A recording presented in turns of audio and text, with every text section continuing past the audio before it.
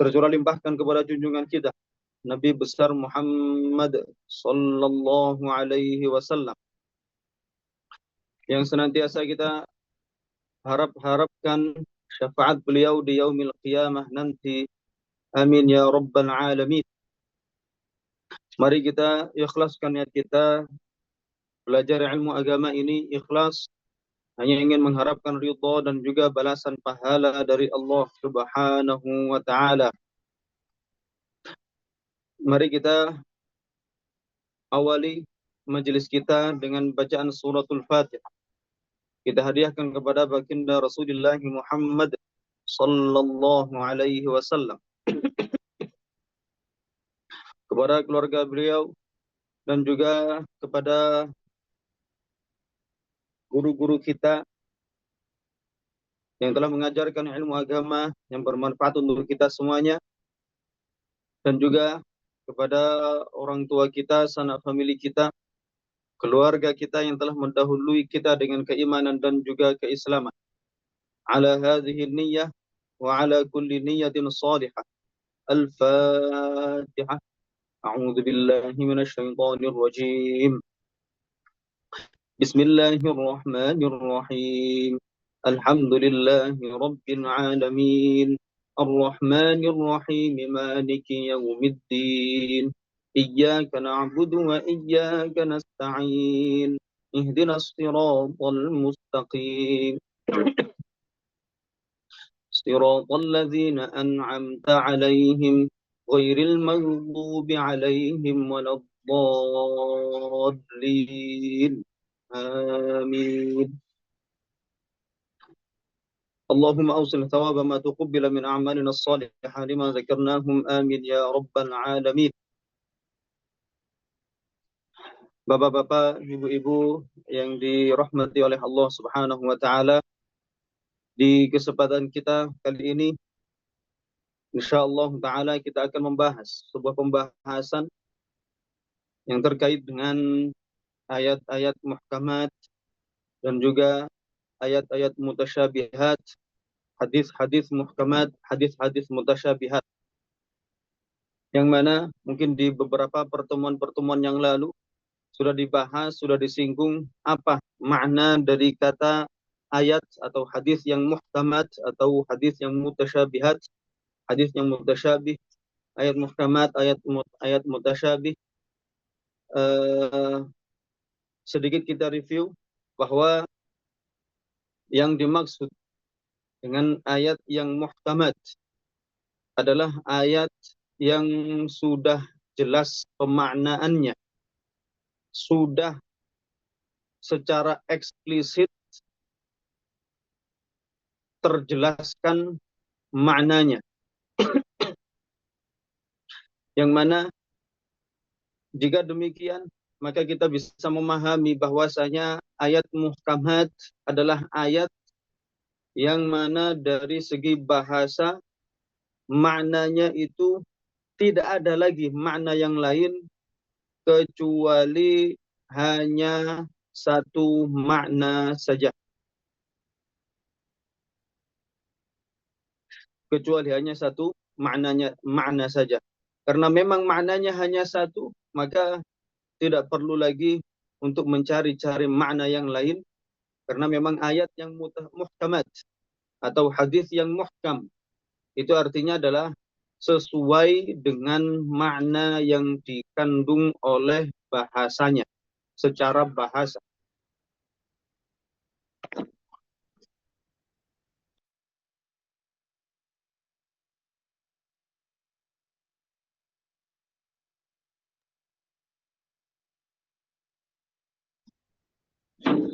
Jadi itu adalah ayat atau hadis yang muhkam atau yang muhkamat. Jadi muhkam itu berarti sudah kuat dari segi penunjukan dalil, dari segi penunjukan maknanya. Dari segi penunjukan maknanya dia itu sudah sangat-sangat jelas karena memang maknanya cuma satu, nggak bisa lagi dicari-cari makna yang lainnya, hanya satu makna itu saja yang dibenarkan secara bahasa. Maka karena memang Allah Subhanahu wa taala menjadikan Al-Qur'an dalam bahasa Arab, dan Allah menggunakan kata yang muhkam atau dalam ayat tersebut dicari atau dipilih kata-kata yang dari segi bahasa tidak ada lagi makna lain kecuali hanya satu makna ini saja, maka satu makna yang dikandung oleh bahasa inilah yang kemudian dikehendaki oleh Allah Subhanahu wa taala sebagai petunjuk bagi umat manusia. Seperti sebut saja ayat laisa kamitslihi syai'. Laisa kamitslihi syai', dari segi bahasa tidak ada lagi makna lain kecuali penafian atau peniadaan serupa bagi Allah Subhanahu wa taala. Tidak ada lagi makna lain secara bahasa kecuali hanya peniadaan adanya serupa, peniadaan adanya semisal bagi Allah Subhanahu wa taala. Jadi ini adalah ayat yang muhkam. Sedangkan ayat-ayat yang mutasyabihat sebaliknya. Artinya dari segi makna bahasanya, dari segi kata per kata atau dari segi perangkaian kalimatnya itu terdapat sekian banyak atau beberapa, misalnya 2 atau 3 atau bahkan sekian banyak makna yang dikandung oleh kata tersebut secara bahasa. Oleh karenanya, para ulama menjelaskan, karena memang maknanya itu banyak, maka mungkin kalau misalnya kita, apa istilahnya itu ya, di bahasa kita, mungkin saja, Allahu a'lam, kalau misalnya bisa disebut sebagai kalimat yang ambigu. Artinya ambigu itu dia secara bahasa mempunyai beberapa makna dan tidak jelas mana makna yang dikehendaki. Begitu juga ayat yang mutasyabihat. Ayat mutasyabihat di situ terdapat sekian banyak makna, sedangkan maknanya itu belum jelas. Mana makna yang dikehendaki dalam agama Islam, mana makna yang dikehendaki oleh Allah, mana makna yang dikehendaki oleh Rasulullah Sallallahu Alaihi Wasallam dalam ayat atau hadis yang disebutkan. Maka para ulama menjelaskan jika demikian, karena memang ayatnya atau hadisnya itu adalah ayat dan hadis yang mutasyabihat, belum jelas pemaknaannya. Karena memang dari segi makna bahasanya itu ada sekian banyak kemungkinan makna. Maka bagaimana solusinya? Solusinya adalah dikembalikan atau diselaraskan, disesuaikan, disejalankan dengan ayat-ayat atau hadis-hadis lain yang termasuk dalam kategori ayat atau hadis yang muhkamat atau muhkam, yang sudah jelas maknanya, nggak bisa lagi dipalingkan maknanya kepada makna yang lainnya. Harus sesuai. Karena memang ayat Al-Quran dari awal sampai akhir, ataupun dari hadis Rasulullah Sallallahu Alaihi Wasallam, sejak beliau diangkat menjadi Nabi pada usia 40 tahun sampai beliau meninggal dunia usia sekitar 62 atau 63 tahun, beliau tidak ada satupun kata yang terucap oleh beliau yang maknanya itu kontradiksi. Tidak ada satu ayat ataupun satu hadis yang bertentangan dengan ayat atau hadis yang lainnya. Semua itu sejalan, semua itu selaras. Jadi jika demikian, maka untuk pemaknaan ayat yang mutasyabihat atau hadis yang mutasyabih, maka harus disesuaikan. Disesuaikan dengan apa? Disesuaikan dengan ayat atau hadis yang muhkam, yang sudah jelas. Jangan sampai kemudian ternyata ada ayat yang mutasyabihat, yang maknanya itu secara bahasa ada beberapa makna yang tidak sesuai dengan ayat yang muhkamat. Maka kalau misalnya demikian, nggak bisa kemudian diambil. Nggak bisa kemudian diambil secara maknanya letterlek seperti itu. Tapi dilihat dari segi kandungan bahasa ini, dari segi kandungan bahasanya, ayat ini, kata ini dalam bahasa, apa maknanya? Adakah makna lain yang tidak bertentangan dengan ayat yang lain yang muhkamat? Apakah ada makna yang lain yang tidak bertentangan dengan hadis yang muhkam? Kalau misalnya disebutkan dalam ayat, misalnya Allah Subhanahu wa taala berfirman, laisa kamitslihi syai. Allah tidak ada serupa baginya, baik dari satu segi ataupun dari beberapa segi di antara makhluknya. Di dalam ayat yang lainnya Allah Subhanahu wa taala berfirman, walillahil matsalul a'la. Ini juga termasuk ayat yang muhkamat. Walillahil matsalul a'la, artinya sifat-sifat Allah itu adalah sifat-sifat yang sempurna yang tidak ada serupa baginya. Dalam ayat yang lainnya Allah taala berfirman, fala tadribu lillahil amsal. Ini juga termasuk ayat yang muhkamat, yang maknanya janganlah kalian jadikan bagi Allah serupa-serupa, sepadan-sepadan, semisal-semisal.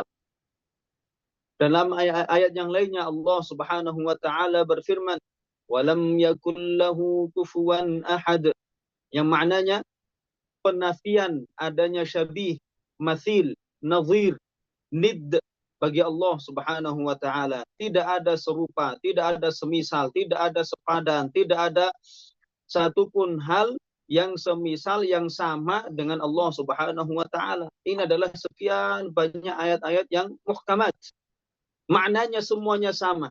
Tidak ada makna lain kecuali hanya satu makna ini tadi, yaitu meniadakan adanya serupa, meniadakan adanya semisal, meniadakan adanya keserupaan, kesamaan, kesepadanan antara Allah dengan makhluknya. Jika demikian, ini Allah Subhanahu wa taala berfirman di dalam Al-Qur'an tentang ayat muhkamat, hunna ummul kitab. Kalau dikatakan ummul kitab, maka artinya adalah induk dari dari sekian banyak ayat-ayat yang ada di dalam Al-Qur'an. Dikatakan ummul kitab, disebut dengan ummul kitab, ay ilaiha tarji'u al-ayatul mutasyabihat. Sebagaimana dikatakan tentang kota Mekkah, dikatakan kota Mekkah sebagai ummul qura. Ummul qura disebut dengan Ummul Qura, kenapa? Karena memang karena memang kota Mekkah itu adalah kota rujukan dari orang-orang yang berada di kampung-kampung, orang-orang yang di kota-kota lainnya, semua menuju ke kota Mekkah. Maka kota Mekkah disebut dengan Ummul Qura. Semua orang menuju ke situ.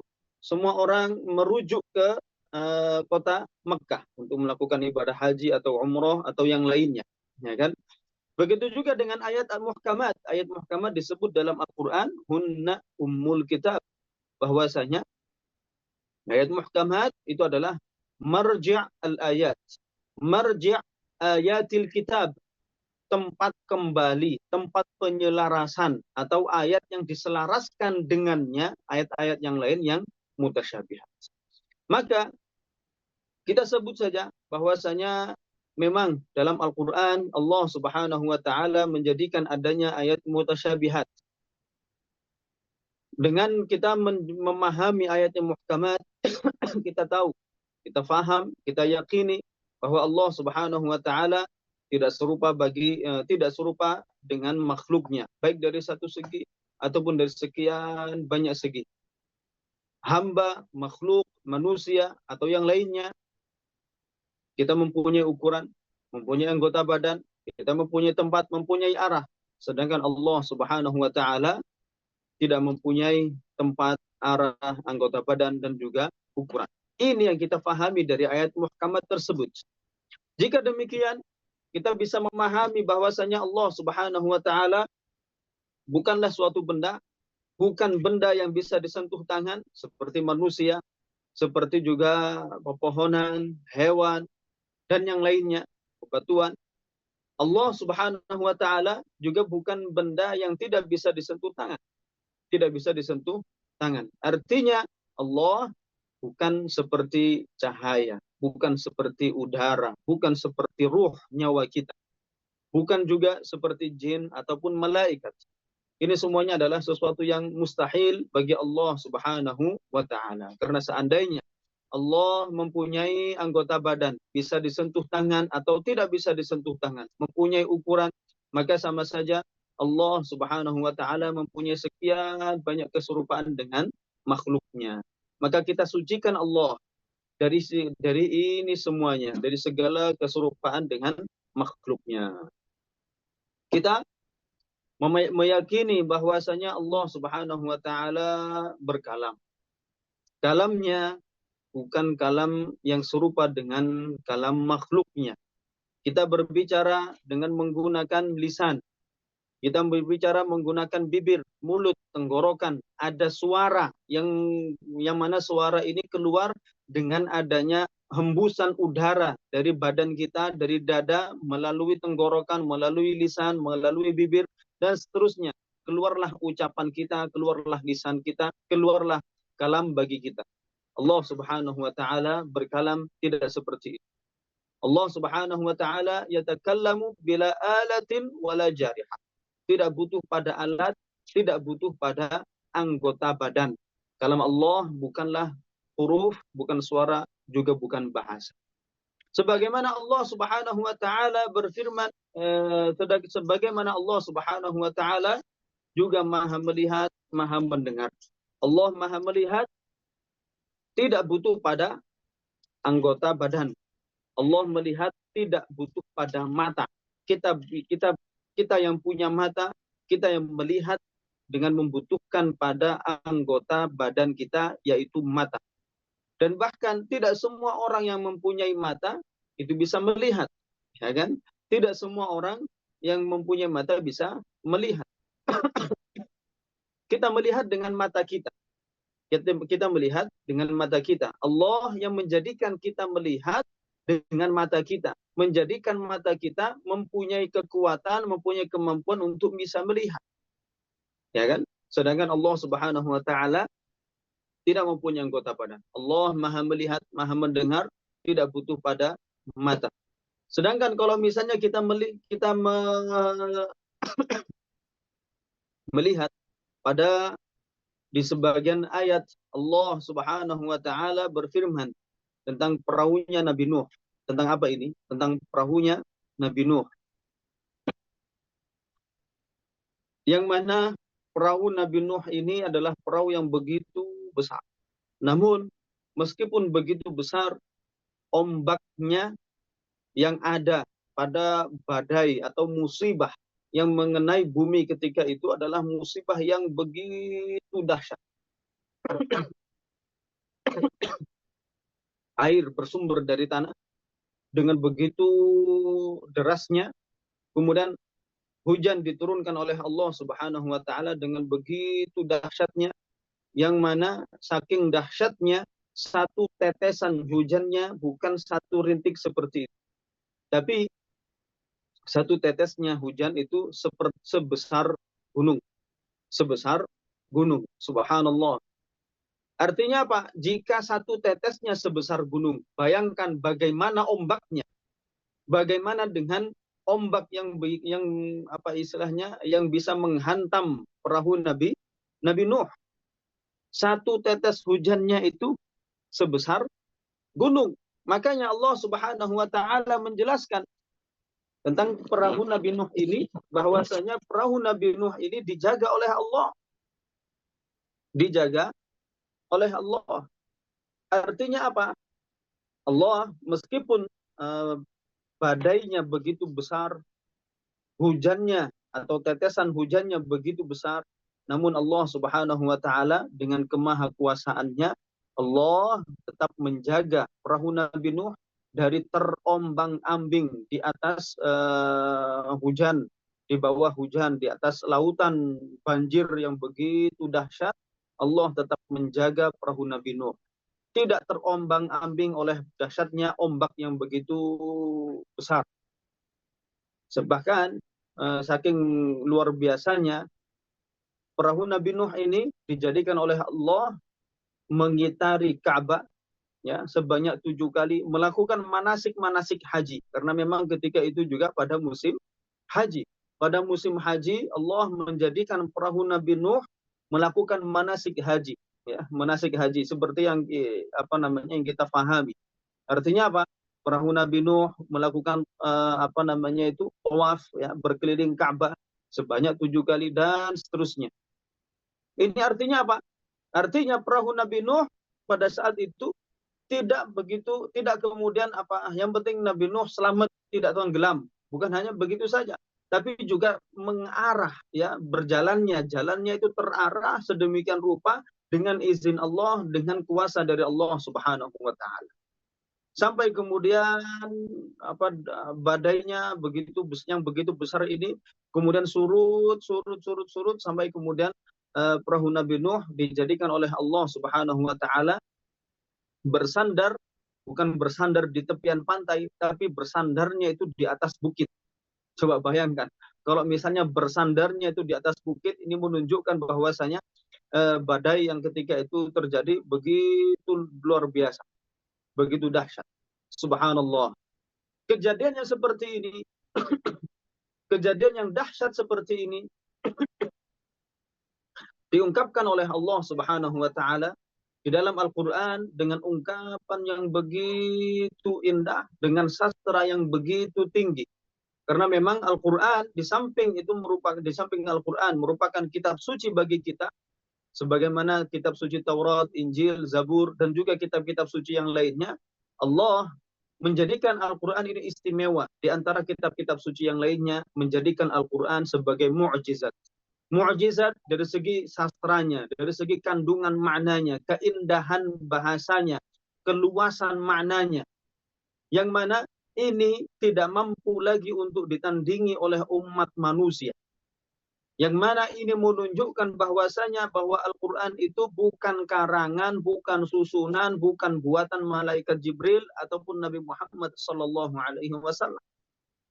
Allah menjadikan Al-Quran begitu indah, mengungkapkan kejadian yang begitu dahsyat ini dengan kalimat yang tutur katanya sangat indah. Allah Subhanahu wa taala berfirman, tajri bi'ayunina. Tajri bi'ayunina. Kalau kita lihat secara tekstual, kata per kata. Tajri artinya berjalan. Artinya perahu Nabi Nuh itu berjalan di atas lautan banjir, ya, banjirnya itu sampai kemudian menjadi seakan-akan itu seolah-olah laut, saking luar biasanya banjirnya. Subhanallah. Banjirnya perahu Nabi Nuh tajri, berlayar atau berjalan, bi'ayunina. Kalau kita lihat secara tekstual, kata ayun secara bahasa, ayun itu artinya adalah bentuk jamak dari kata ain. Ain ini artinya dalam bahasa, ya sebagaimana kita tahu, ya kan, ain makna zahirnya, mana yang ketika kata ini diucapkan pertama kali, apa yang terlintas dalam benak kita yaitu makna mata. Ya kan, ain artinya mata. Padahal kita tidak bisa menampik bahwasanya dalam bahasa ain ini mempunyai sekian banyak makna. Sekian banyak makna. Di antara maknanya adalah sumber. Artinya apa? Sumber ain, sumber air. Sumber air itu artinya ain. Makanya kalau kita belajar Fathul Qorib atau belajar ilmu fikih yang lainnya, kan dijelaskan macam-macam air itu adalah ma'ul ain. Artinya apa ma'ul ain? Air dari sumber mata air. Bahkan dalam bahasa Indonesia saja mata air, ya kan? Artinya apa? Bukan berarti ini mata itu adalah ada matanya, ada buletannya untuk melihat, berarti airnya bisa melihat. Bukan gitu. Tapi artinya adalah air sumber, ya kan? Dalam bahasa kita juga demikian. Dan indahnya bahasa Arab, kata ain ini juga mempunyai makna yang lainnya. Mempunyai makna yang lain. Jadi, kalau misalnya orang yang kemudian ada sebagian golongan yang kemudian menyalahkan kita, bahkan mengatakan bahwa kita termasuk orang kafir, orang musyrik, orang yang tidak beriman kepada Allah, tidak beriman kepada sifat-sifat Allah, mereka mengatakan bahwasanya kalau kita mau memaknai ayat harus kemudian difahami dengan makna zahirnya. Gak boleh ayat itu dipalingkan dari satu makna ke makna yang lainnya. Gak boleh. Kata mereka yang melakukan demikian ini adalah sama saja dia musyrik, sama saja dia kufur, sama saja dia tidak beriman kepada Allah, tidak beriman kepada sifat-sifat Allah. Subhanallah. Mereka yang menolak demikian, coba kalau misalnya kita coba kalau kita mau mencoba mengikuti alur atau alur pemikiran mereka, apa yang mereka katakan? Mereka menolak untuk kita memahami ayat di luar makna zahirnya. Kalau demikian, maka apa makna tajri bi ayunina? Secara zahirnya mereka akan memaknai atau meyakini bahwasanya Allah Subhanahu wa taala mempunyai sekian banyak mata, mempunyai beberapa mata, 3 atau bahkan lebih. Subhanallah, yang mana kemudian matanya Allah ini kemudian mendorong, apa istilahnya, mendorong perahu Nabi Nuh, mengarahkan perahu Nabi Nuh dan seterusnya, mendorongnya sampai berjalan. Subhanallah. Bagaimana kemudian orang meyakini hal demikian? Hal demikian, bagaimana orang kemudian meyakini hal demikian ini adalah makna yang sesungguhnya?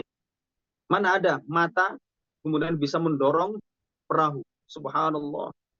Kalau orang, apa istilahnya, kita mau menyamakan dengan keyakinan orang lain. Jadi bahkan Tuhannya orang Hindu saja matanya itu cuma 2, ya kan? Matanya cuma 2. Kalau kita lihat di Tuhan-Tuhan atau sesembahan-sesembahan orang lain di agama lain, maka kita melihat bahwasanya mereka juga menyematkan adanya mata, anggota badan bagi Tuhan sesembahan mereka.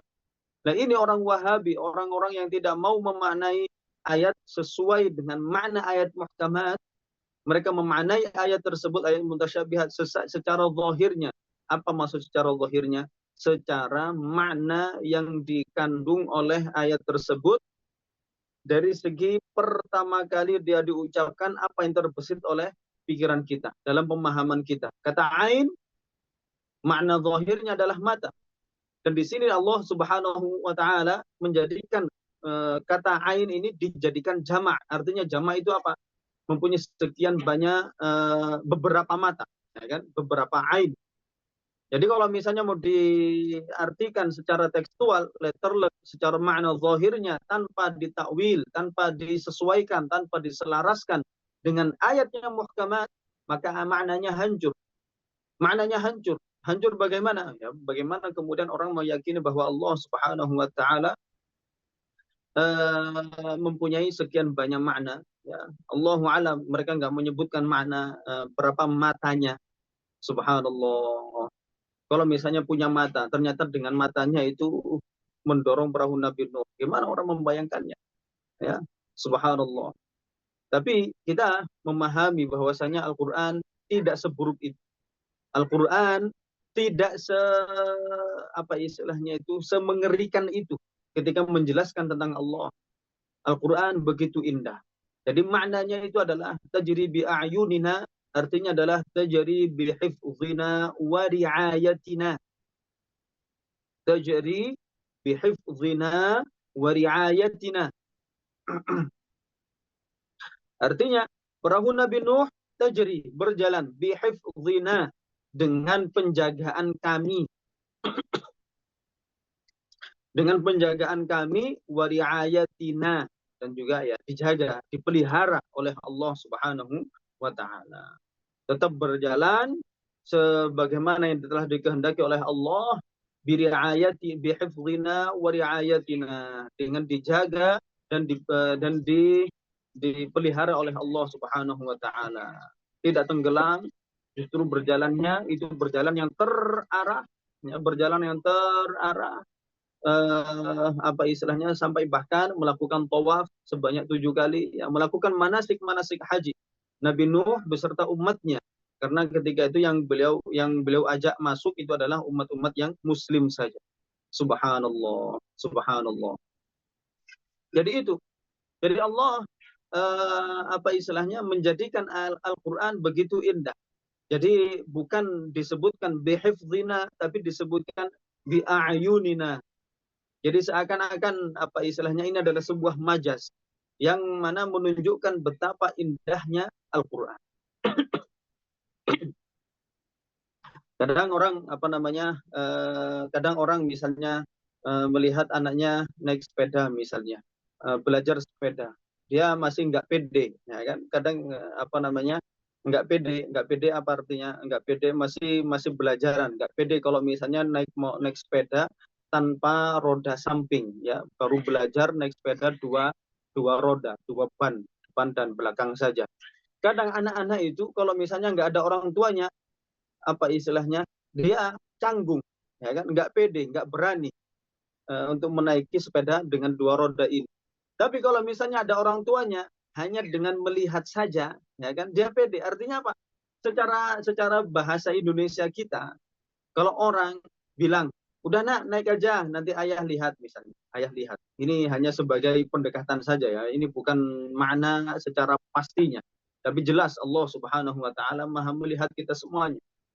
Kita saja mengatakan, coba ente udah naik aja sepedanya, nanti ayah lihat. Jadi artinya apa? Akan dijaga oleh orang tuanya, dijaga oleh orang tuanya, dipelihara oleh orang tuanya. Sekiranya apa? Kalau mau jatuh dipegangin. Jadi seperti itu. Itu juga dengan kata apa istilahnya itu, kata al-wajh. Kata wajah dalam bahasa Arab itu artinya adalah muka. Ya, kata wajah itu artinya muka. Muka, wajah yang merupakan anggota badan manusia.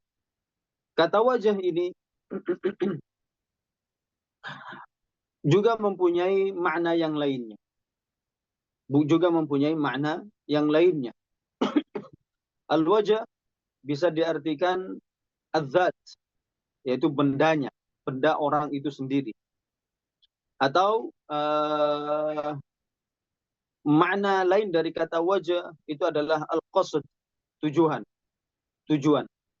Kata lain dari kata al-wajah itu adalah arah. Makna lain dari kata al-wajah itu adalah keridhaan dan seterusnya. Jadi kalau misalnya kita melihat di dalam Al-Quran, kalau kita membahas tentang sholat sunnah, ya, sholat sunnah di perjalanan di atas hewan tunggangan. Para ulama ngejelasin bahwasanya kalau misalnya orang sedang dalam perjalanan jauh, ya kan, dalam perjalanan, kemudian dia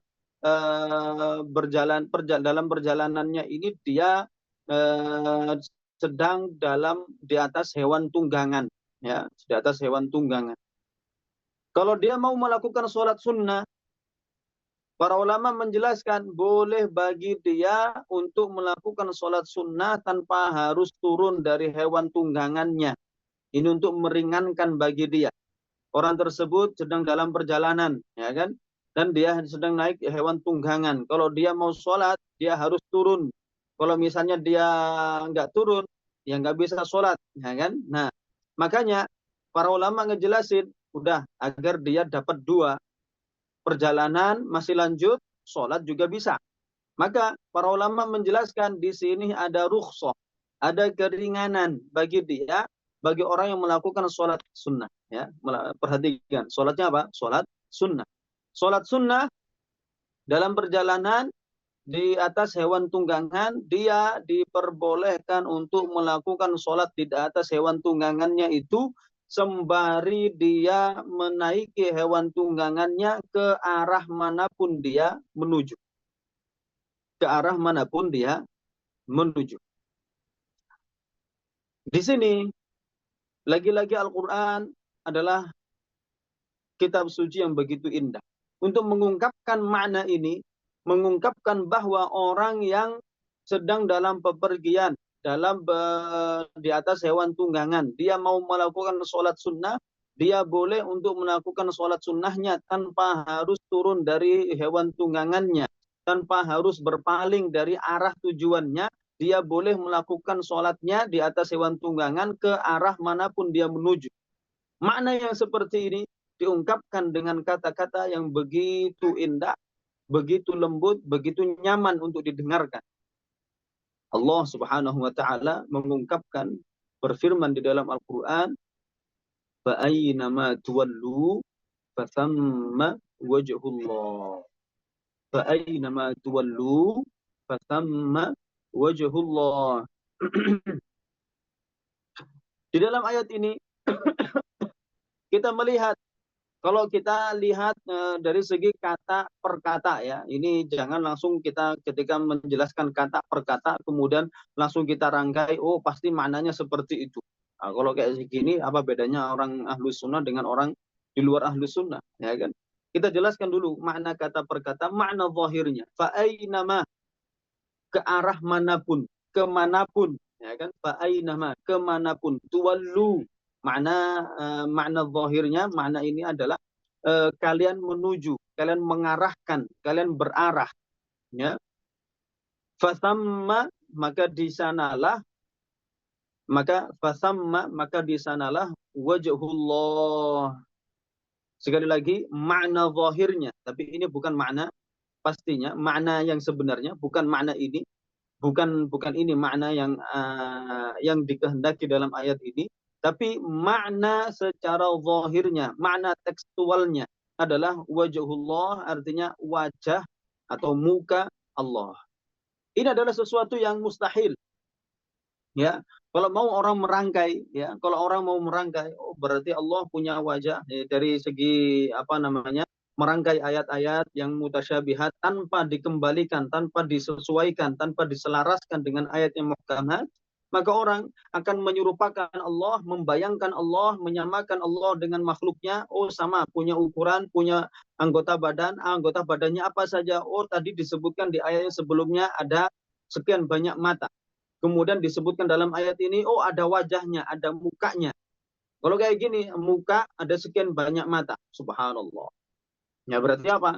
Ini adalah penyerupaan antara Allah dengan makhluknya. Ya kan? Ini adalah apa namanya, bertentangan sama sekali, tidak sesuai, tidak selaras, tidak sejalan dengan ayat laisa kamitslihi syai' wa lam yakul lahu kufuwan ahad fala tadribu lillahil amsal, dan walillahil mathalul a'la, dan ayat-ayat lain dan hadis-hadis lain yang menjelaskan akan hal ini. Maka kita pahami dari ayat tersebut, dari ayat-ayat muhkamat ini, bahwa makna tekstual, makna yang berupa rupa, gambar, anggota badan, ada ukurannya, ada batas-batas ujung-ujungnya. Ini adalah bukan merupakan makna yang dikehendaki dalam ayat tersebut. Karena ini adalah makna yang bertentangan dengan ayat laisa kamitslihi syai', bertentangan dengan ayat walam yakul lahu kufuwan ahad, dengan ayat muhkamat. Lalu apa? Ini pentingnya ulama. Ini pentingnya kita membaca Al-Qur'an, kemudian apa? Kita memahami ayat tersebut, kita memahami Al-Qur'an sesuai dengan penjelasan dari para ulama. Perannya, pentingnya peran para ulama menjelaskan kepada kita makna yang sebenarnya yang dikandung oleh suatu ayat. Lihat, para ulama menjelaskan fa aynama tuwallu fasamma wajhullah, artinya adalah fasamma qiblatullah. Fasamma qiblatullah. Jadi ini ayat ini, makna ini disampaikan oleh Imam Mujahid, muridnya sahabat Ibnu Abbas. Jadi Abdullah Ibnu Abbas punya murid namanya Mujahid. Sana. Main sama Abdullah bin Abbas punya murid namanya Mujahid. Imam Mujahid menjelaskan fasamma wajhullah bukan berarti disitulah wajah Allah. Wajhullah diartikan qiblatullah, kiblatnya Allah. Sana. Sebentar.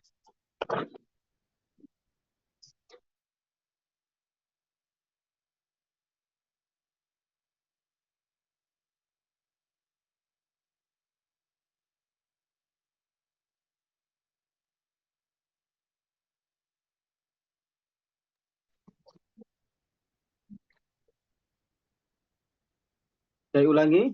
Jadi fatamma wajhullah dijelaskan oleh Imam Mujahid. Imam Mujahid tadi muridnya siapa? Abdullah bin Abbas, salah seorang sahabat. Beliau menjelaskan fasamma wajhullah artinya adalah fasamma maka di sanalah di arah itulah wajhullah artinya kiblatullah, kiblat Allah. Artinya kiblat Allah bagi orang yang sedang dalam perjalanan. Ketika orang tersebut menaiki hewan tunggangan dan dia mau melakukan sholat sunnah, arahnya, arah kiblatnya itu adalah fa'aina ma tuwallu. Di arah manapun kalian menuju. Jadi dia dari Jawa Timur menuju ke Madura misalnya. Jadi kalau dari Surabaya ke Madura lewat Suramadu itu apa? Ke arah mana itu? Utara selatan, ya kan? Dia mau melakukan sholat apa namanya itu?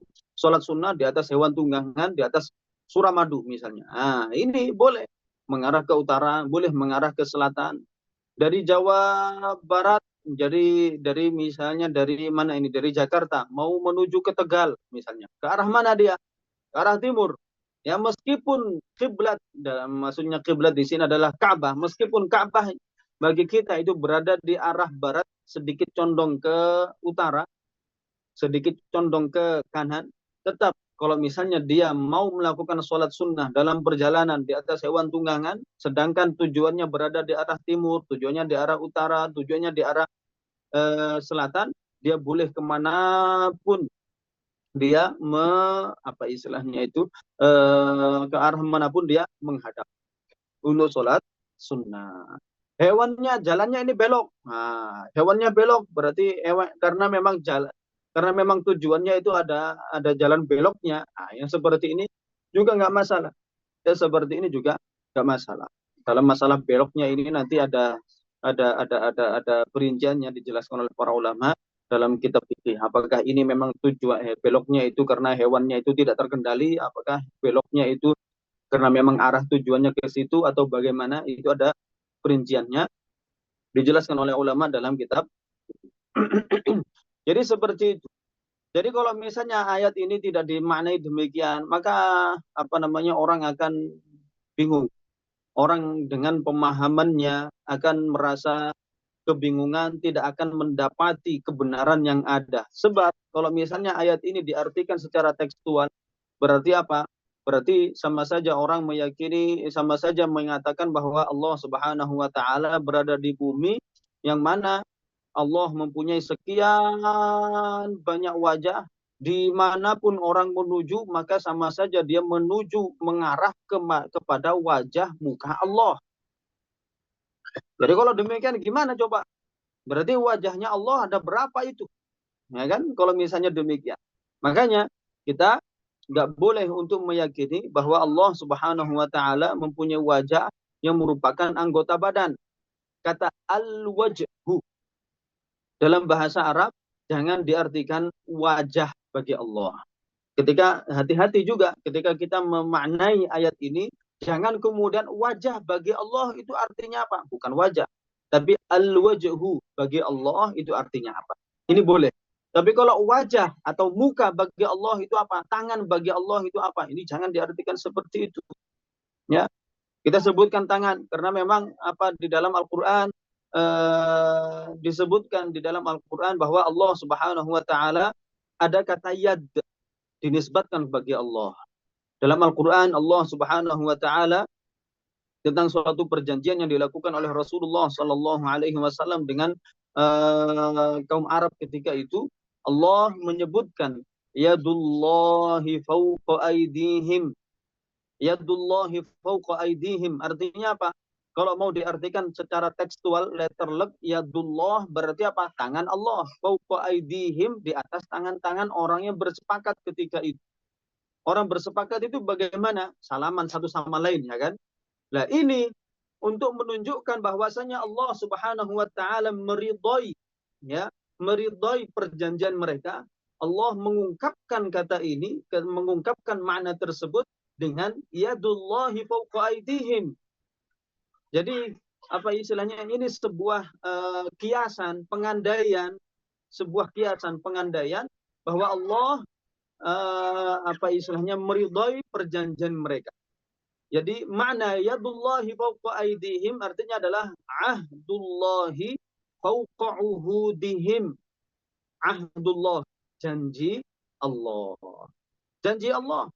Jadi bukan berarti ketika mereka bersepakat kemudian apa? Allah menaruh tangannya di atas tangan-tangan mereka.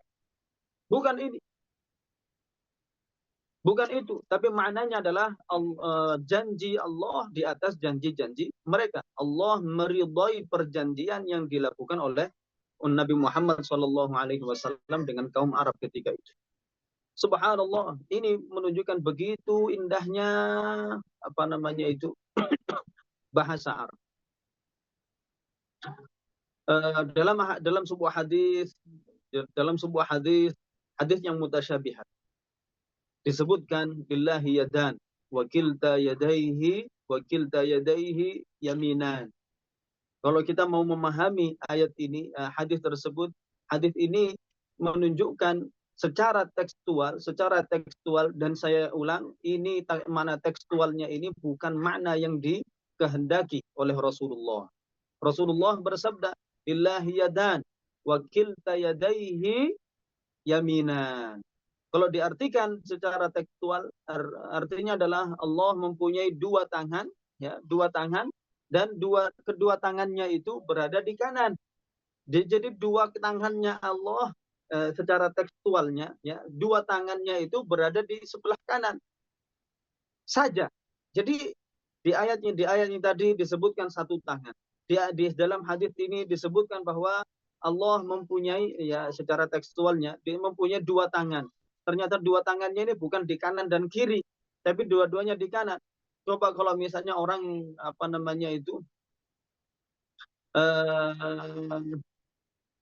memaknainya secara zahir, orang tersebut akan terbayang dalam pikirannya bahwa Allah mempunyai muka, ya, kemudian ada sekian banyak mata, kemudian mempunyai tangannya ada dua-duanya di kanan. Nah, ini di kirinya untung, ya, artinya nggak punya tangan di kiri.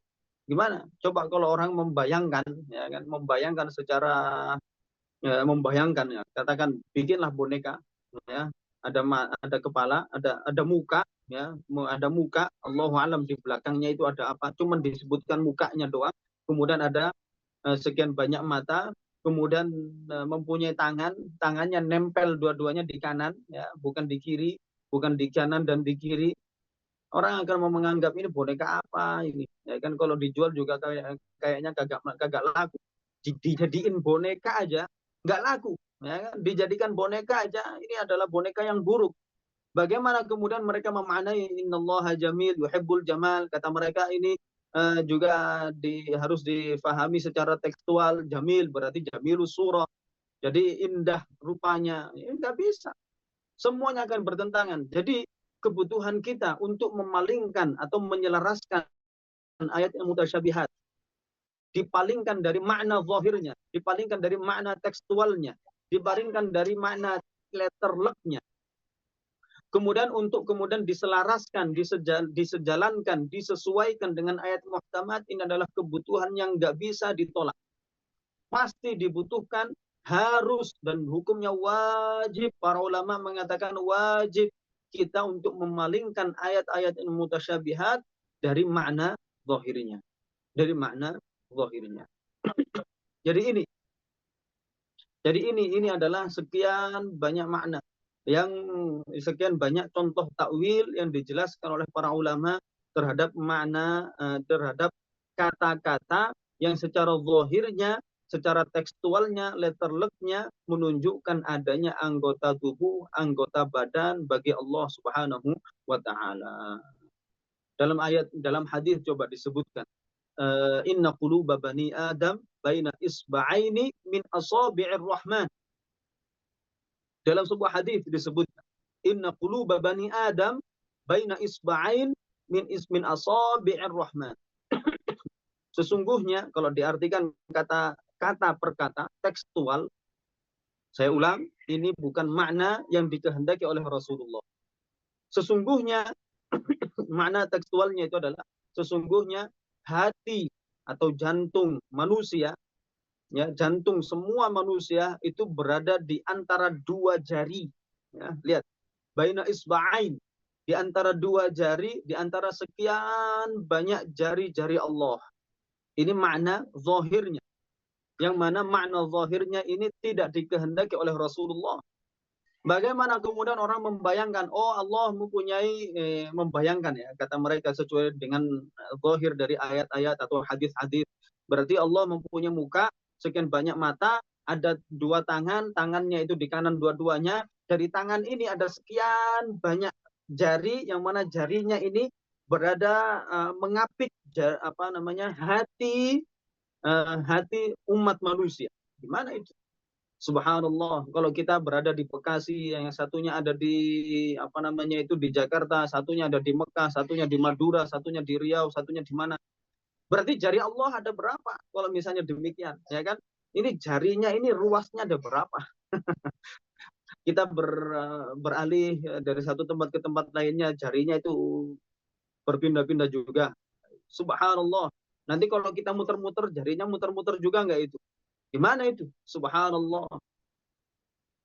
Subhanallah, subhanallah. Nggak mungkin. Jadi makna baina isba'aini min asabi'ir rahman artinya adalah Allah subhanahu wa ta'ala yatasarraf wa yuqallib quluba bani Adam. Artinya apa? Allah subhanahu wa ta'ala yang kemudian memberikan pengaruh yang membolak-balikkan hati manusia. Jadi membolak-balikkan hati manusia bukan dari segi posisinya dari bawah ke atas diputar-putar, bukan suasana hati kita, keinginan hati kita, pikiran hati kita. Ini yang kemudian dibolak-balikkan oleh Allah. Makanya di antara doa yang dipanjatkan oleh Rasulullah Shallallahu Alaihi Wasallam adalah ya musarrifal qulub, sarrif qulubana ala ta'atik. Ya muqallibal qulub. Ini maknanya, ya kan? Ini makna musarrif, muqallib. Jadi bukan berarti Allah Subhanahu wa taala menempelkan dua jarinya dari ini kemudian mengapitkan dua jarinya di jantung kita, di hati kita. Bukan itu maknanya. Subhanallah. Jadi ini adalah sekian banyak contoh yang mendukung, yang menuntut kita bahwa kita itu wajib hukumnya bagi kita untuk mentakwil. Wajib bagi kita untuk mentakwil. Memalingkan ayat, memalingkan makna ayat, memalingkan makna hadis dari makna tekstual, dari makna letterlek, dari makna zahirnya yang bertentangan dengan ayat atau hadis yang muhkam, dengan ayat yang muhkamat, maka disesuaikan, diselaraskan, disejalankan dengan ayat yang muhkamat. Kalau enggak gitu, ya satu ayat dengan ayat yang lainnya bertabrakan, kontradiksi. Akhirnya apa? Enggak jadi Al-Quran sebagai ayat suci. Enggak jadi Al-Quran sebagai kitab suci. Karena apa? Isinya sekian banyak itu campur aduk, sekian banyak ayat Al-Quran akan kontradiksi, bertabrakan maknanya satu sama lainnya. Jadi apa? Harus disesuaikan, harus diselaraskan, harus disesuaikan dengan ayat yang muhkamah. Makanya sudah dikasih muqaddimah oleh Allah bahwasanya di dalam Al-Quran itu ada ayat-ayat yang muhkamat, wa ukhar mutasyabihat, yang lainnya adalah ayat mutasyabihat.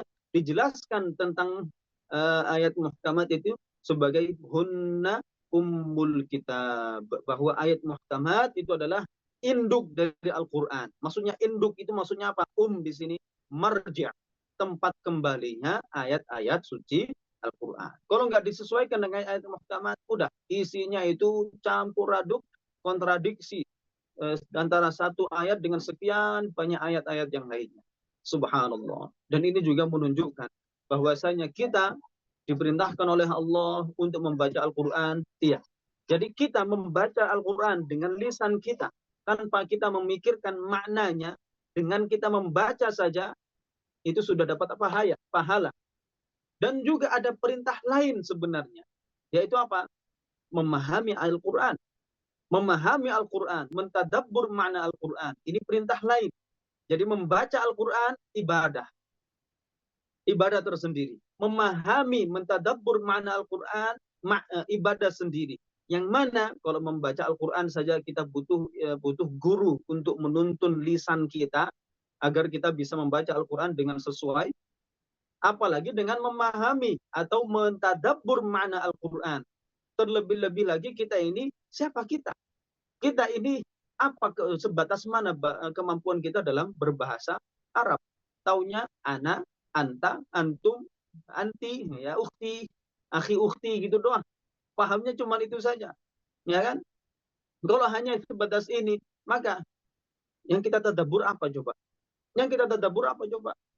Yang kita tadabbur itu harusnya adalah tafsiran Al-Quran yang disampaikan oleh para ulama, dijelaskan kepada kita. Di sini baru kita bisa mentadabbur. Di sini baru kita bisa mentadabbur. Subhanallah, subhanallah. Ini menuntut bagi kita, jangan kemudian kita gampang-gampang misalnya beli Al-Quran terjemah, kemudian apa? Untuk kemudian melakukan tadabbur Al-Quran, tadabbur ayat suci Al-Quran di rumah sendiri, ya, autodidak. Kalau ilmu-ilmu lain, ilmu dunia, ya oke lah, dalam autodidak, ya kan, masalah bengkel, masalah memperbaiki sanyo, memperbaiki apa, silakan otodidak. Tapi dalam masalah Al-Quran, jangan sekali-kali. Rasulullah Shallallahu Alaihi Wasallam dalam Al-Quran talaqi, ya. Rasulullah dalam Al-Quran saja beliau ada gurunya, ya kan. Meskipun setelah itu, setelah beliau punya guru ini, beliau jadi lebih alim daripada gurunya. Siapa gurunya? Malaikat Jibril.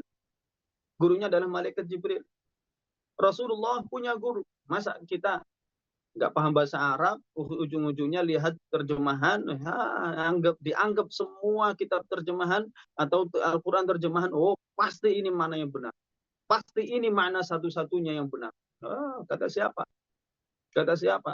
Sedangkan satu kata saja dalam bahasa Arab itu ada sebagian kata mempunyai 15 makna. Ya, terus gimana coba?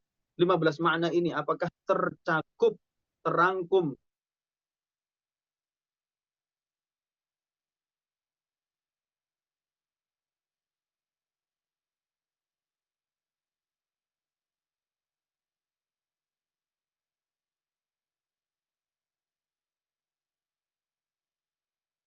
sudah mempunyai sekian banyak makna, yang mana makna-makna yang diwakili oleh satu kata dalam bahasa Arab itu nggak bisa diwakili oleh satu kata apapun dalam semua bahasa selain bahasa Arab. Jadi seperti itu. Ini adalah keindahan Al-Quran. Oleh karenanya Allah Subhanahu wa Ta'ala menjadikan Al-Quran yang mukjizat ini dalam bahasa Arab. Karena memang bahasa Arab itu adalah bahasa yang indah, bahasa yang sangat luas maknanya, sangat tinggi sastranya, maka nggak bisa diterjemah dalam bahasa apapun, itu termasuk bahasa kita. Kalau misalnya kita menerjemah, misalnya, maka bukan menerjemah kata per kata, tapi yang kita terjemah adalah maknanya, tafsirannya. Seperti itu. Mungkin 1-2 pertanyaan. Silakan sebelum kita akhiri.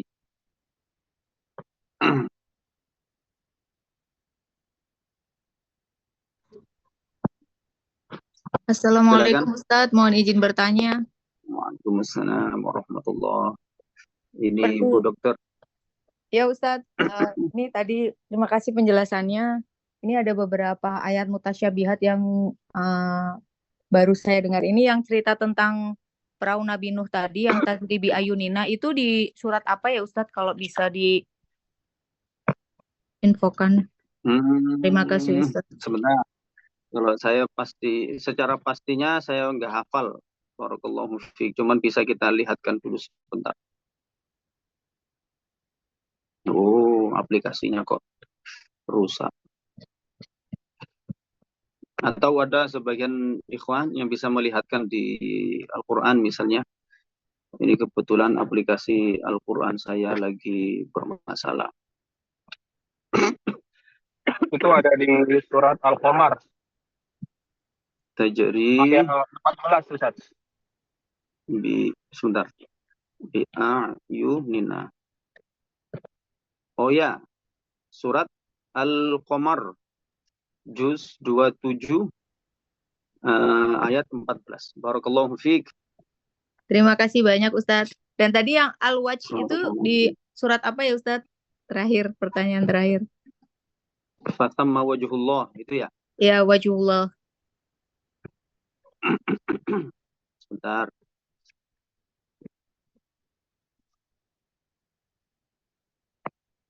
Walillahil masyriqu wal maghribu fa inna ma tuwallu fatamma wajhullah. Al-Baqarah juz 1 ayat 115.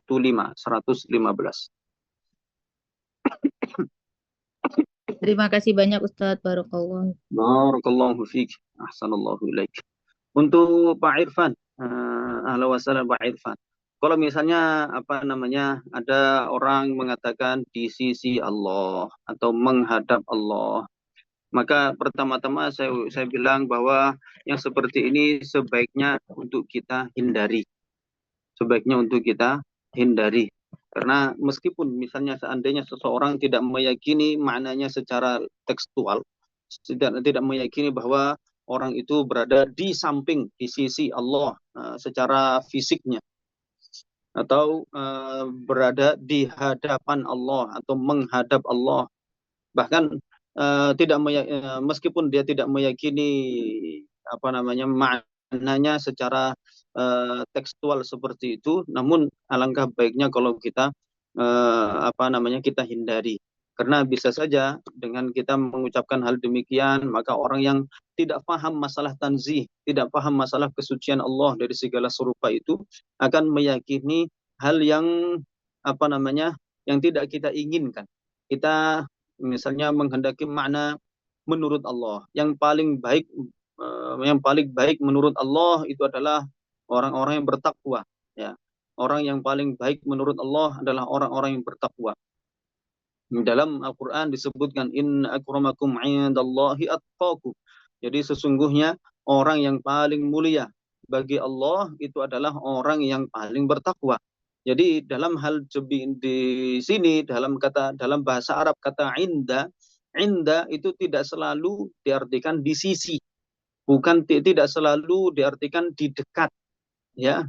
Jadi kalau kita mau menggunakan atau mencari kata yang lebih baik, yang lebih pas, yang lebih hati-hati, yang menjauhkan seseorang dari berprasangka makna yang tidak kita inginkan, kita cari makna yang lainnya. Jangan kalau bisa dihindari kata di sisi Allah, di hadapan Allah, menghadap Allah. Kita cari yang paling baik menurut Allah, ya, menurut Allah. Ini adalah kata yang paling selamat kayak gitu. Kitanya selamat, yang lain orang yang lain yang mendengarkan juga selamat. Belum lagi kita bukan ahli bahasa Indonesia. Kita bukan ahli bahasa Indonesia untuk menentukan bahwasanya apakah di sisi itu bisa digunakan untuk Allah tanpa makna tanpa makna fisik yang bukan bermakna fisik, ya. Kalau misalnya dibenarkan dalam bahasa Indonesia bisa saja dibenarkan, ya kan. Tapi kalau misalnya kita bukan orang ahli bahasa Indonesia, ya kita hindari terlebih dahulu sampai kemudian kita tahu hukumnya. Seperti itu. Paham ya yang saya inginkan, yang saya maksudkan. Barakallahu fikum. Halo Ustaz. Gimana maksudnya? Ya, minta tolong Ustaz diitukan lagi kesimpulannya Ustaz. Jadi tajri bi a'yunina artinya maknanya kayak gimana buat mungkin ada yang baru datang Ustaz peserta biar Baik. Biar paham Ustaz. Tajri bi a'yunina yadullahi fawqa aydihim fasamma wajhullah billahi yadan dan sebagainya. Barakallahu fiik. Ya. Barakallahu fiik. Saya ulang. Tadi ada beberapa ayat yang kita sebutkan atau ada juga beberapa hadis yang kita sebutkan, yang mana ini adalah hadis-hadis atau ayat-ayat yang memang ini adalah ayat suci Al-Quran dan hadis dari Rasulullah Muhammad SAW. Akan tetapi jangan sampai kita meyakini maknanya secara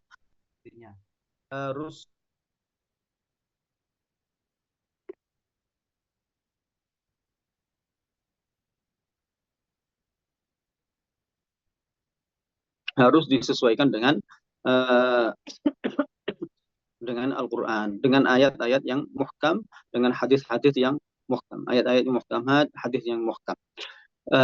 Pertama-tama tadi kita jelaskan tajri bi a'yunina.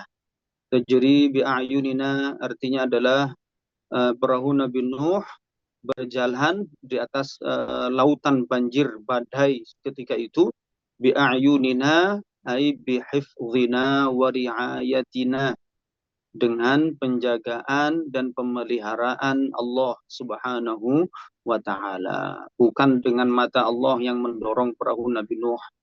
Kemudian yadullahi fawqa aydihim, itu artinya yadullahi ay ahdullah, janji Allah, fawqa aydihim, fawqa uhudihim. Jadi yadullahi fawqa aydihim artinya apa? Janji Allah di atas janji-janji mereka, artinya Allah meridhoi, Allah menerima janji yang mereka lakukan. Kemudian tentang orang yang sholat, fa'ainama tuwallu fasamma wajhullah, fa'ainama tuwallu fasamma wajhullah, itu artinya fasamma qiblatullah, kemanapun arah kalian berada, kemanapun arah kalian menghadap, fasamma wajhullah artinya ke arah itulah kiblat Allah. Seperti itu. Barakallahu fikum wa ahsana ilaikum. Mungkin ini yang bisa kita jelaskan untuk pertemuan kita kali ini. Semoga Allah Subhanahu wa taala menjadikan hati kita hati yang terus memegang teguh keimanan. Keimanan tidak akan lepas dari hati kita, dari diri kita, dan juga kita berharap semoga Allah Subhanahu wa taala menjadikan kita terhindar dari segala macam kekufuran, terhindar dari segala macam syubhat-syubhat, bid'ah-bid'ah yang di bid'ah dalam masalah keyakinan, terutama yang disebarkan, yang sengaja disusupkan dan didoktrinkan oleh sebagian orang-orang yang tidak menginginkan kebaikan bagi kita, orang-orang yang tidak mempunyai amanah dalam menyampaikan ilmu agama. Amin ya rabbal alamin. Barakallahu fikum wa ahsana ilaikum. Kita akhiri dengan tahlil, salawat, istighfar bersama-sama. La ilaha illallah. Allahumma salli ala sayyidina Muhammad wa ala alihi wa sahbihi wa sallim. Rabbi ighfirli wa liwalidayya wa lil mu'minina wal mu'minat. Walhamdulillahi rabbil alamin. Kurang lebihnya mohon maaf. Terima kasih semuanya. Assalamualaikum warahmatullahi wabarakatuh. Waalaikumsalam, Mbak. Ustaz.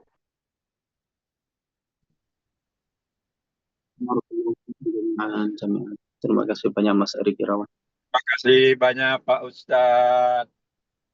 Terima kasih Pak Tamzil.